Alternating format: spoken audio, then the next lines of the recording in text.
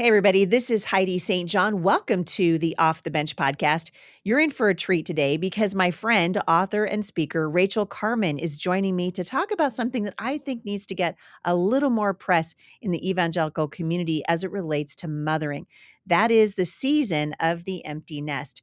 Rachael's a homeschool mom of 6, and all of her kids have flown the nest, and she's here to give us some encouragement today. And if that's you, if you're a mom with young children, or maybe you're at the jumping off place, this show's going to be for you. Stick around. I think you're going to be encouraged.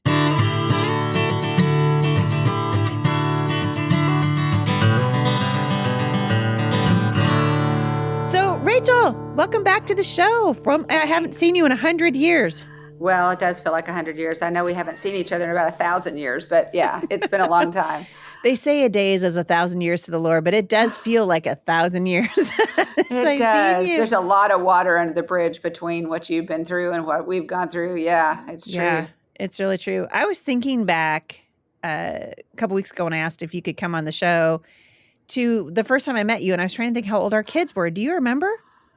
I know that you had a baby. Yeah. Were you? Of course, I always had a baby, so that's deep. how I felt. But I think I can't remember if you were nursing Sailor or not. But she was little when I first tiny. met you. Yeah. So she's 13 now. How's that possible? I know. That's so you crazy. had all of your kids at home. Okay, so first of all, there's a lot of new people to the show who maybe never heard you on my show before. So let's talk all things Rachael Carman for a second. Okay. Tell everybody a little bit about you and your tribe, because you have a tribe like me. I have a tribe like you. We both have tribes. So I was telling an audience just this last weekend that if Lewis was Europe's most reluctant convert, I was the most reluctant homeschool mom. I mean, there needs to be a prize for that, and I get it. So yeah, we had our first son, and my husband and I really thought, this is great. You're a firstborn, I'm a firstborn. We just gave birth to our firstborn, and there are 4 corners in the house. There's one extra. We're going to be great, and we're not going to have any more. This is going to be awesome. I mean, that's how bad it was, right? And then we felt like, that's kind of cruel. We should probably give him someone to play with. And so we had our second son, and then in the course of 3 moves in 3 years, which I do not recommend to anyone, I ended up pregnant again. And then we were sure we were done. I know, right? Something like that. Not that I know anything about that. Not, anything about that. So then everybody thought we had the perfect family because we had 2 sons and a daughter. And then the Holy Spirit of the mighty God invaded in a whole different way in my life. I have gone to church my whole life. My dad was a minister my whole life. So I've been in church 3 times every week. And, on the weekend, anything that was going on, we were there. So it's not like I didn't know God. It's not like I didn't want to honor him. But I really did not live with him in the pilot seat. I sort of lived with him in first class, like I'll let you know if I need you kind of thing. But I'm in charge of my life. And we had this moment putting our first son in kindergarten, which P.S. I was so happy about. I was so glad that he was getting on a bus and going to be away from me for 8 luxurious hours of the day. I was happy. Get a shower in relative peace. Oh, my goodness. I just thought I had hit the gold mine. Yes. And we had 2 successive days of nutty. The first day he was put on no bus. When he was supposed to be put on the bus home. And the second day he was put on the wrong bus. I mean, I can't make this stuff up. I mean, seriously. And I have long said, I'm so grateful that my rash little boy didn't get off the bus. I still think a band of angels sat in his lap and kept him on the bus, because it would have been perfectly in keeping with his character for him to just get off. Right. But he didn't. But I knew then, I know now that God was like, are you paying attention to me yet? I mean, I've been trying to talk to you about this for a while now. Do I have your attention?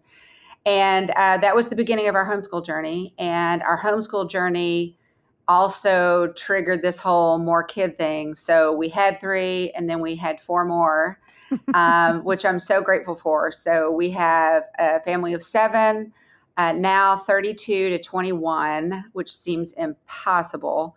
Yeah. And we have 7 grandkids and 2 more on the way in the new year. So we graduated our youngest 2 years ago. So we homeschooled for 26 years. I think you have us beat on the total number of years, though. How many years have you been in this? A long time, each coming up on 27, but Yeah, it's because there's such a big gap sure, between my youngest. So sure. I'm total because we have 7 too, and our oldest is Right. also 32. See? But Yeah, then, Sailor.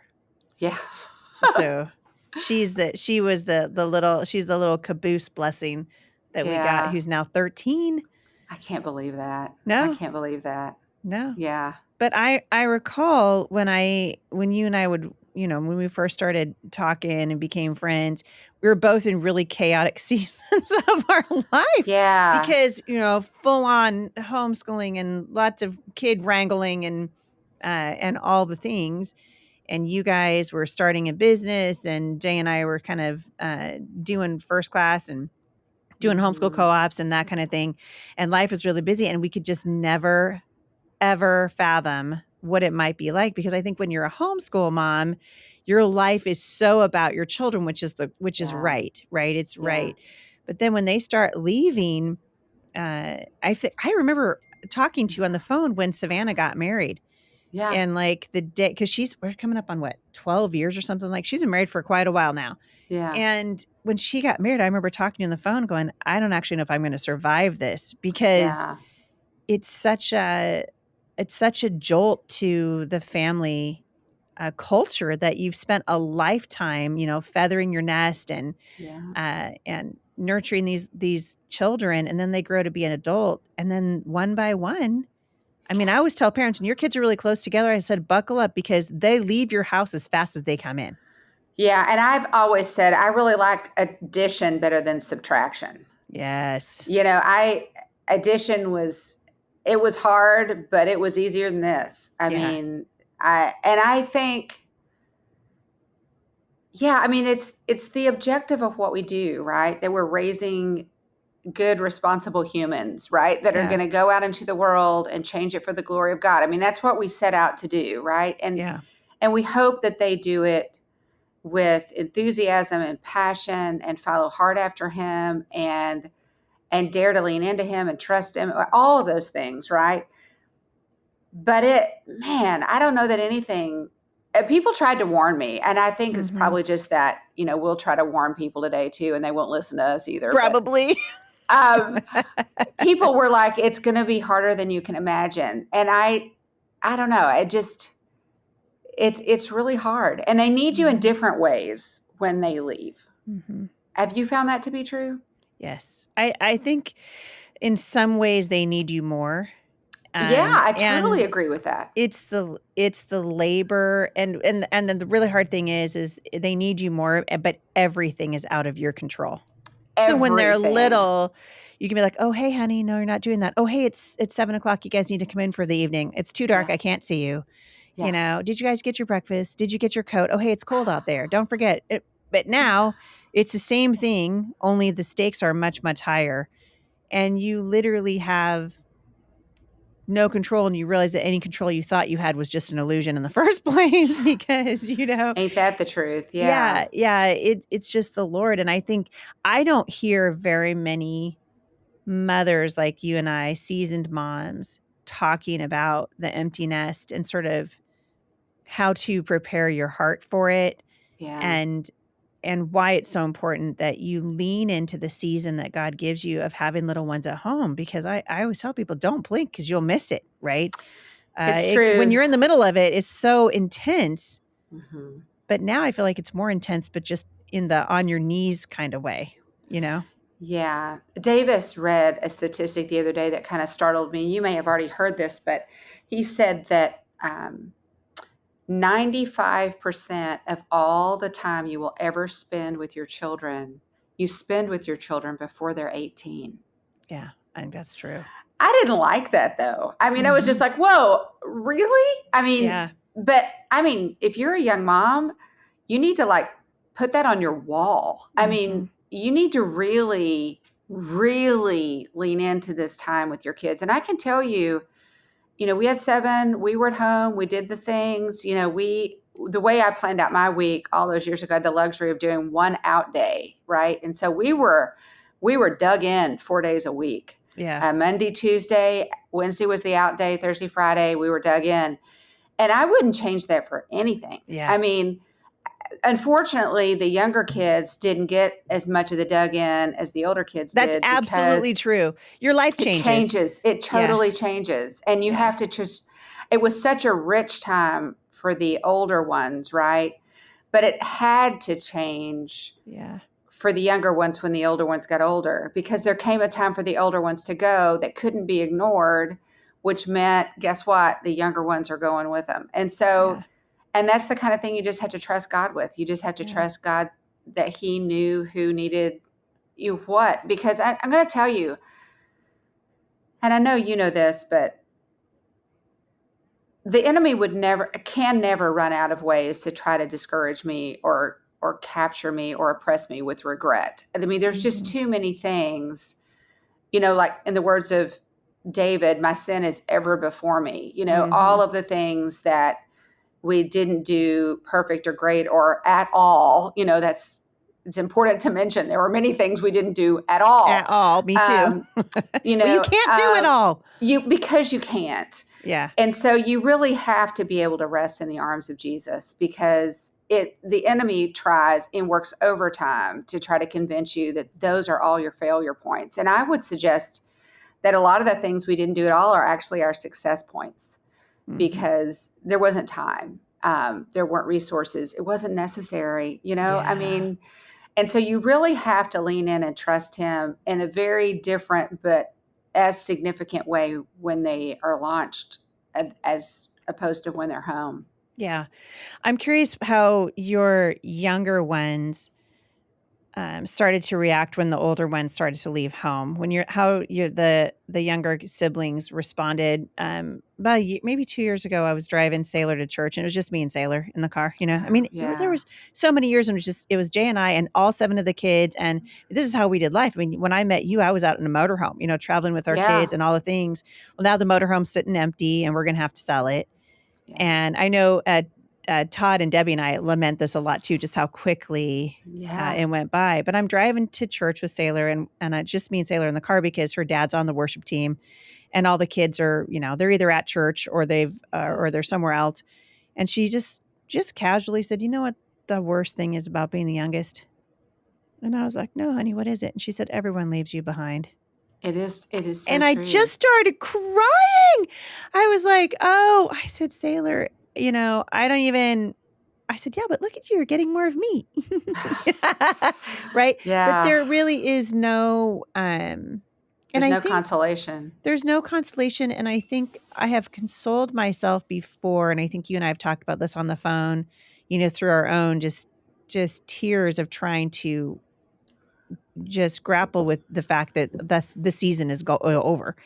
Yeah. But to say, I think if you sorrow in it, I think if you grieve it, you did it right. Oh, I agree. I You totally know? agree. Yeah. I remember when, I think it's when we took Savannah Ann uh, to college. So she was in New York City. And I remember we had everything packed up. It's the She wasn't going to New worst. York City. She was going to her gap year program, which was before New York. But we took her and her just older brother successive weekends to their places of learning, which I need to write the list of all the things that I'm going to say, don't ever do this, right? Yeah, right. It was out of my control. I couldn't control when they had to go, and it happened to be Yeah. in successive weekends. And I remember one of the two youngest, I had to go back inside after everybody was in the car, and one of the two youngest came running into the house, and he said, "Mom, tell her she can't go. Please tell Yeah. her she can't go." I still, when I think about that and how passionately he was just like, "No, no, no, tell her she can't go." Yeah. Whew. I Yeah. mean, it's rough. It's rough being on the end. And even now, the older ones, when they had things, we all went. we all went. We all went and cheered them on. We all took them. We all moved them in. I remember one of my sons moved into a high rise that was 17. He was on the 17th floor. I mean, I can't make this stuff up. So all of his 6 siblings and me and his father carried his stuff up 17 flights of, or whatever, however many flights of stairs that would have been, to the 17th floor because the elevator was out of service. And we did it because that's what you do, right? Right. When we moved him in, it was him and me and Davis. Yeah. I hear you. It ain't the same. No. And it's, how do you, where I am, and I've said this before, I feel sometimes plagued by a perspective in that I feel like I can see, and I don't mean this in any way, as any kind of an omniscient kind. That's not what I'm saying. I do feel like we have different gifts, and I do feel like I have a tendency to be able to see and go, oh, but look, God is doing X. Yeah. And yet I'm 57. My 19-year-old is like, and I get that. But if in the sovereignty of God, you're number 7, it's because God knew you were going to be number 7. And God he has something different for you and something unique for you and something good and rich and true and beautiful for you. So it's hard. It was hard being first. And so but that's the mother position, right? As a mother, you see both ends. You celebrate this end and you mourn this end. Mm-hmm. And I think one of the hard parts that I discovered that nobody told me about was I had to find a way to make time for my own mourning and grieving when we took someone or moved someone into a new apartment. Yeah. Because between holding them and their fears of the newness and then mourning with the younger siblings, I had to find time for my own mourning and my own grieving. And early on with the first few kids, it just kind of snuck up on me and slapped me in the face. And I was like, whoa, I haven't taken time for this, and I need to take time for this. But it's hard to be between the excitement and the sad of those two. It is. And I wish that, I think you're right. I mean, I think people tried to tell us and we just didn't listen. Yeah, I'm sure that's true. I can remember, being in the grocery store with all of my kids. I think, I probably had a baby strapped to the front of me and somebody in the grocery cart and somebody tethered to the cart and the whole thing. And I was sending the couple of older ones like, okay, you go off and get a couple loaves of bread and you go over here. Like we're like divide and conquer. Yeah. And I give the instructions to all these children. And I come around the corner and I'm kind of sweating, trying to keep it all together. And this older woman, who I guess that's me now because I'm in my mid-50s, right? This older woman says, "Oh, honey, just enjoy it." And I wanted to punch her in the nose, like, you enjoy it. Like, I am not having fun right now. Like, I just want to go home and get a shower by myself. And what's weird now is that we come home at the end of a day, and a lot of times sailors with their older siblings, because one of the blessings I think of my life, and the Lord's been good to us this way, is a lot of our kids are involved in our ministry still. So Savannah, our oldest daughter, she runs the seedlings program here. So I see her and the 4 grandkids all the time. Sierra's going to have a baby. I don't know if you saw that. No, that's so exciting. Yeah. So Sierra and Jake are here. And so then they take Sailor a lot, so Sailor might go home to play with her nephews or something. And then Jay and I will go home and it's quiet. Yeah. And it's so weird. We're like, what is happening? It is weird. When you're used to making a vat of chili for, 9 people. I am still guilty of making the vat of chili. I mean, I just too. have to tell you, I'm supposed to be able to cook for 2. And I don't know how to do it. I don't know how to do that. I've still got to figure that out. Yeah. I don't know. Yeah. It's just, there's so much transition, and you're right. It happens so fast. Yeah. So fast. And yet there's so much to be grateful for. I mean, I'm so grateful for all the time that we invested all those years because of all the text messages and all the phone calls back. Mom, what do you think about this? Or Mom, I just blew it. Or Mom, you won't believe the good news I got today. Yeah.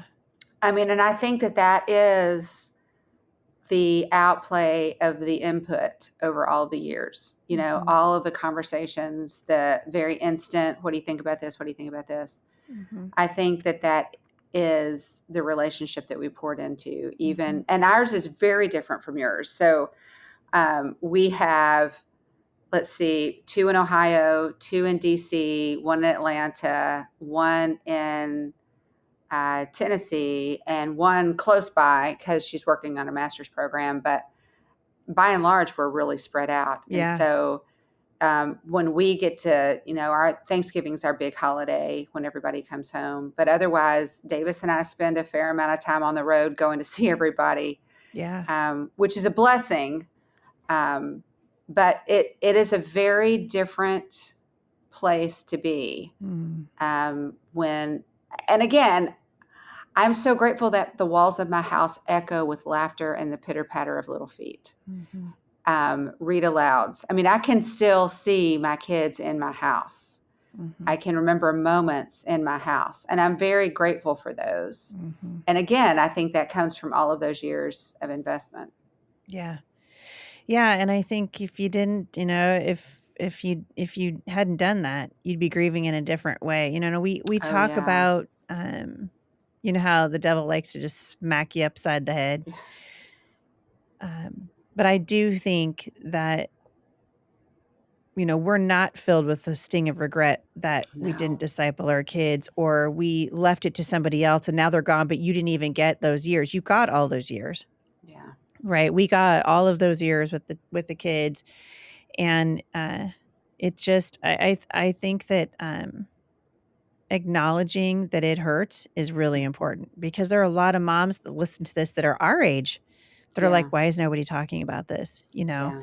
Um, I'm curious. So Steve Lambert, you and I both know the Yeah. Lamberts, and Steve said Yeah. something to me years ago, which really helped me. And I think it has helped you too, as I've watched you in your own right, because you're speaking and writing and doing a lot of the same things that I do.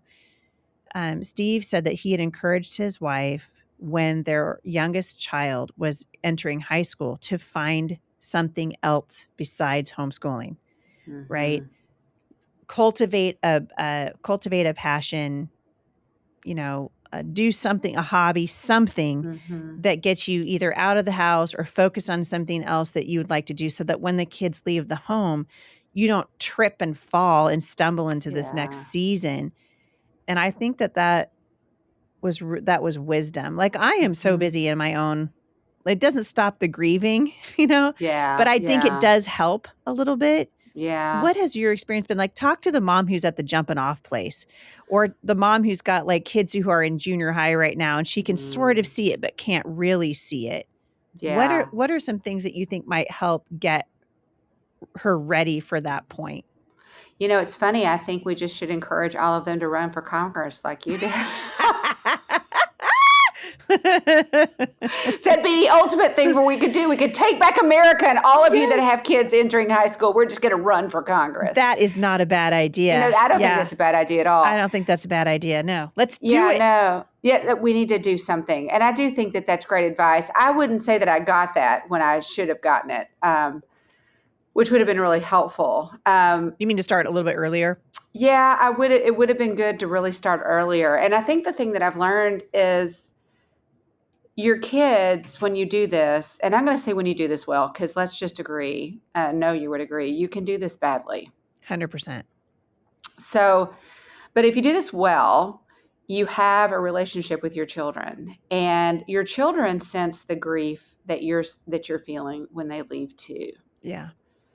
And I am not a proponent of making your kids feel guilty ever. I want my kids to go and step into all that God has planned for them. And that's not to deny that I miss them. That's not healthy either. I think what you're saying is it's good on both sides. I miss you. Yeah, I miss you. I love you. I love you. Right. From one of my boys just yesterday, I think it is, he goes, I'm really missing home right now. Mm-hmm. I love you too, buddy. But not, why don't you come home? Why don't you just quit the joint and come home? But, right. But your kids, what I did not realize is what you're talking about, your kids need you to do. And so I think I kind of did my initial thing accidentally And that is I planted a butterfly garden, which may sound like a really tiny thing to some people. But it was outside's always been my go-to. And so it's a pretty big butterfly garden, actually. And I really got into that. And it was really great because I did that when my youngest two were still at home. And so they were sort of a part of planning it and putting it in. And they were there. We raised the first few years of Monarchs. And so that gave us that touch point, after they launched and went to college. Well, how many did you brood? What size was your brood this year? And we could talk about that. And then as they've all gone, stepping into a whole nother thing, all these other projects that are opening up. And so that my kids don't think of mom as sitting at home pining away, like she has Right. nothing to do, but, maybe come and visit me again. But mom's got her own thing going. Mm-hmm. I did an event last weekend, and I can email the kids and say, I'm stepping into an event. I'd really appreciate your prayers. And I think that's really good for them to know that, I have a life and I'm doing things and I'm pursuing what God has planned for me. I think that's very important for your kids to see. Yeah. It sounds like you got the memo before me and that whole Congress thing. But yeah, I think that, that's a pretty bold move, Oh, somebody's in high school, I'm going to run for Congress. But I think that that's what your kids need. I think it gives them a lot of solace. And I think it's really good for you too, to really to seek God, what, I'm going to tell this story really briefly, but so Davis and I went on a big camping trip after we launched our last, like we dropped him off at his program, and then we went to the Smoky Mountains, which I highly recommend. And when we're introverts, you're an extrovert, I'm an introvert. No, I'm actually more of an introvert, I think. Are you more of an introvert now? I've discovered, I was just talking about this on a show a couple weeks ago. I have discovered, I love people, but I recharge alone. Like if I'm going to get my strength back, it's going to be in quiet. And I think that's probably more true as I've gotten older, but it's certainly true. And because we work here at Firmly Planted, and because there's so many people in my life all the time, and because I ran for Congress, I definitely do anybody in. Yeah, I definitely am much more. It hasn't changed my love for people. Yeah, but if you're talking about recharging, I definitely recharge better. Alone. Or in some quiet. Yeah, people don't usually believe that of you and me because we can take the stage with such confidence and enthusiasm. But that has always been true for me, is that I'm an introvert. And so Davis and I, we just dropped our last son off. We are ready for some recharge time. Yeah. And we went camping, and then there was this, at the campsite we were at, there was this bonfire place. There were two of them. And one of them was surrounded by people. And we were like, nah, we're not going to do that one. Because the other one didn't have anybody. So we went to the one that didn't have anybody.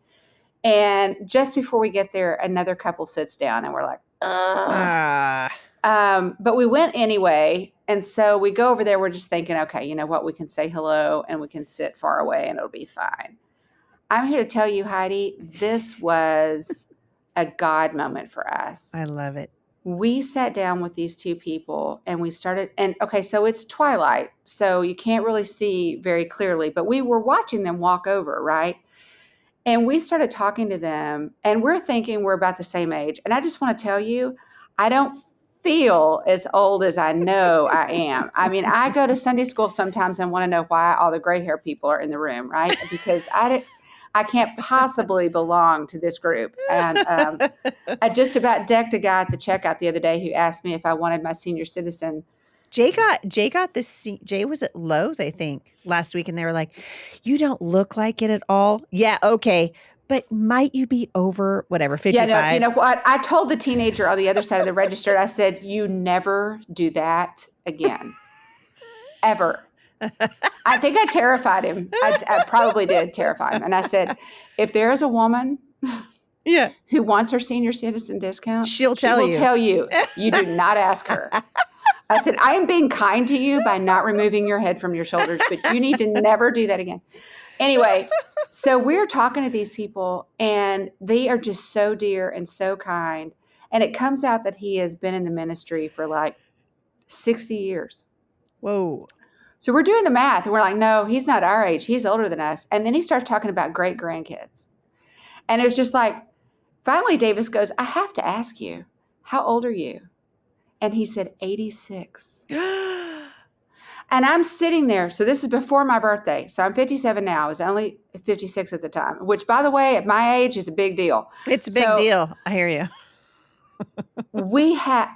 I told Davis after they got up and left, I said, I think that this conversation has changed my life. What if I live for another 30 years? I want to do something. I don't want to rock away on some front porch. I do not want to sit in some recliner. I do not want to collect dust or anything else. I want to do something. Yeah. And I think that was a huge, I mean, I've never been somebody who thought, oh, sign me up for retirement, right? Yeah, yeah. But that was like, I want to do that. I want to be that agile. I want to be that intelligent. I want to be that engaged. I want to be that contributing person in my community, in my church, in my neighborhood, in my family, because I take seriously the next 30 years of my life. And so if you're listening to this and you're facing launching your kids, this isn't the end. No. This is like the beginning. So like, what are you going to do with that? And what I've decided, my little mantra is, I want to be part of the solution. And I know, Heidi, that's why you ran for office. Yeah. I mean, all jokes aside, you and I share this. I don't want to be part of the problem. I want to be part of the solution. I can define, I can articulate, I can pinpoint, I can underscore, I can highlight the problem. I am clear on the problem. I want to be part of the solution. Yeah. I don't want to sit around and whine about it all the time. I want to do something about it. Yeah. And I think that's the bandwagon we could all stand to get on. Just, God, what part of the solution do you want me to be? Yeah. It's so good. And it was years ago, I don't remember if I told you this or not, but years and years ago when I met Dr. Dobson for the first time, I was nervous, to try to, and I could tell he was trying to trying to, I don't know, settle my nerves or something. And so he just randomly goes, hey, what do you think about retirement? And I mean, I looked down, I think I might have been pregnant with Sydney. And I said, well, it's nowhere in my future. I can tell you. He said, it's in no future for any child of God. Yeah, I agree. He said, you stay on the battlefield until the Lord takes you home. Amen. You stay active, you keep moving, and this culture that we live in that so glorifies retirement, reach a certain age, get yourself a house on the golf course and just, take up crochet is not anywhere in scripture, No, it's really and also boring, so I just think I love that the Lord's doing that in your life, and it gives you a sense of purpose. And I think even really important to try to sort of, you spend a couple of years, I think, just reeling from the change, because the change is it's such a big change. Huge. It's huge. Yeah. I mean, forget about the fact that you just being a woman is a lot. That's another podcast, honey. We can't get into that one on this one. I'm just here to tell you that might be a series. But that's a series, but it's a lot. And so women are dealing with a lot. And then you've got, your kids leave. And I think, boy, keep your eye on the horizon, because God's got something he wants you to do. And you guys, just born for this time. And I mean, we can rejoice that our kids walk with the Lord, right? That's kind of the main thing. And then keeping their eyes, on the Lord. And that's what you've done. You really have. Hey, I'm out of time for today, but can I get you back for a few minutes for happy hour? Because I got a couple of questions I want to ask you. Yeah. And I wanted to kind of jump into another little aspect of motherhood that I know you'll resonate with. But Rachael, where can people find you online? RachelCarman.com. And I also have a podcast, the Real Refreshment Podcast. So those are the two places you can find us. And then Davis and I do a podcast called Let's Talk Homeschool. So you can find us in those places. And also, obviously, at apologia.com. At apologia.com. Rachael Carman, you are just a delight and a treasure and a sister to me. And I just thank you for coming on and talking about this. You had me in tears half the time. Like it's tough, tough stuff. So I appreciate it. It is tough. Yeah. Thanks for having me. If you guys have more information on my guest today, I'm going to link back to all things Rachael Carman and Apologia in the show notes. Take some time to get to know this wonderful woman. She is speaking at conferences. She's several books she's written, and she's going to be a delight. So go check it out. If you guys guys are subscribed to the Heidi St. John podcast, stick around because Rachel's going to join me for happy hour. And we're going to have us some girlfriend fun. So come back for that. And don't forget, coming up, you guys, Phil Gunger is going to be here at Firmly Planted Family for Laugh Your Way to a Better Marriage, February 16th and 17th. And also, I will be doing my women's conference, Shine, the first weekend in March. March 1 and 2. Registration for both those events is open right now. You can find out more at firmlyplantedfamily.org and HeidiSt.John.com. We love you guys. Love your people well. And I'll see you right back here again at the intersection of faith and culture.